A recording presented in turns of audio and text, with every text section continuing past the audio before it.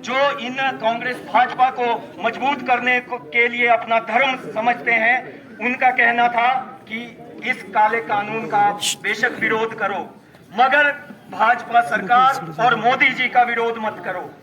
अब आप इसी से अनुमान और अंदाजा लगा सकते हैं कि ये गुलामी किस तरह उनकी रगों में पड़ चुकी है।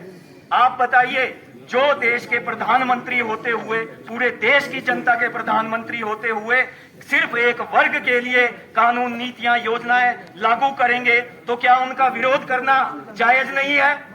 क्या हम, यदि केंद्र में भाजपा की सरकार है, माननीय मोदी जी वहां प्रधानमंत्री है, गृह मंत्री अमित शाह जी हैं, और हम विरोध राहुल गांधी का करें? हम चाहे कांग्रेस गलत नीतियां हो, चाहे भाजपा हो, डट कर उनका विरोध करते हैं, क्योंकि हम किसी पार्टियों के गुलाम नहीं। जय भवानी, जय भवानी। साथियों, जिंदाबाद, जिंदाबाद, जिंदाबाद। आज मैं इस मंच से एक बात और इन गूंगे बहरे नेताओं को, यदि सुन रहे होंगे, किसी भी माध्यम तक से इनके पास हमारी आवाज जाएगी, तो ये जरूर पूछना चाहूंगा कि आज आपके मुंह में छाले पड़ गए हैं। वैसे तो आप हिंदुत्व के बड़े बड़े भाषण देते हो, हर पंचायत में हिंदू सम्मेलन करवा रहे हो, इस तरह आप हिंदुत्व को मजबूत करोगे? क्या ये स्वर्ण समाज जो इस बड़ी संख्या में हिमाचल प्रदेश में या पूरे देश में जिस भी संख्या में है, क्या ये हिंदू नहीं है? ये हिंदुत्व कमजोर होने का मूल कारण जो ये है, ये यही है जो सनातन के पालनहार ब्राह्मण और जो रक्षक थे सनातन धर्म के, उनको इन्होंने इतना कमजोर कर दिया, इतना असहाय कर दिया कि आज हम सब की ये स्थिति, आप सब, हम लोग सड़कों पर हैं। और फिर ये आरोप लगाते हैं हम पर जातिवाद का। अब यहां से मैं एक उदाहरण आपको देना चाहूंगा, बहुत लंबी बात नहीं है, बहुत दूर की बात नहीं है। हमारे हरकी विधानसभा क्षेत्र के दाड़ला घाट में पिछले 2-3 दिनों में एक मुस्लिम व्यक्ति के द्वारा एक 13 साल की बच्ची को बहला फुसला कर उसको अगवा करके उसे दिल्ली में कहीं उसका बेचने का प्लान था। 1 लाख रुपए में उसकी कीमत लगाकर उस बेटी को बेचने का सौदा किया जा रहा था। अगर हम जातिवादी होते, वो बेटी हमारी भी बेटी के समान है, मगर वो दलित समाज की बेटी थी।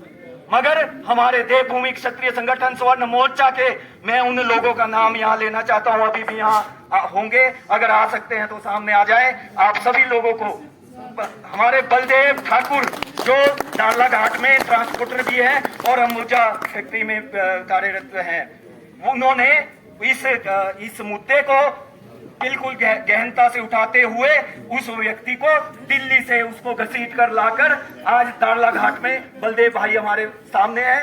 और इस व्यक्ति ने अगर हम जातिवादी हैं तो कहां गए वो दूसरे दलित वर्ग के नेता? क्या उन्होंने ये दलित वर्ग की बेटी के लिए आवाज उठाई? हमने अपनी बेटी समझते हुए, मेरे भाई बलदेव ठाकुर और इनके साथ कुछ मित्रों ने उस व्यक्ति को घसीटकर दाड़ला घाट पुलिस स्टेशन लाकर उस बेटी को सकुशल उसके घर पहुंचाया है। और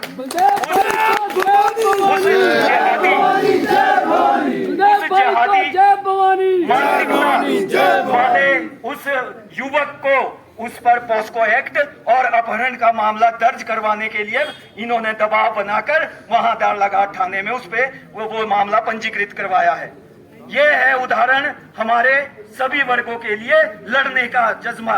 क्या क्षत्रिय समाज जो युद्ध लड़ता था वो केवल अपने परिवारों के लिए लड़ता था? पूरे समाज के लिए, पूरे धर्म के लिए, राष्ट्र के लिए बलिदान होने वाले क्षत्रिय समाज को और वो ब्राह्मण समाज अपने कर्म कांड छोड़ दे तो क्या ये सनातन मजबूत रहेगा? यही षड्यंत्र इन राजनेताओं द्वारा चलाया जा रहा है। और कांग्रेस भाजपा के ऐसे नेताओं को और इनके उन कार्यकर्ताओं को, उनके बच्चे भी आज शर्म महसूस कर रहे होंगे। उनके माता पिता भाजपा कांग्रेस की दलाली करते हुए रजाई में छुपे बैठे हैं, जबकि आज उनको सबसे आगे प्रथम पंक्ति में आकर इसका विरोध करना चाहिए था। ज्यादा नहीं कहता हुआ, अधिक समय नहीं लूंगा, आपको बस इतना ही कहूंगा, आप सब जितने हैं, ये अभी अंगड़ाई है, आप अपने दृढ़ विश्वास के साथ इस मुहिम में जुड़े रहें।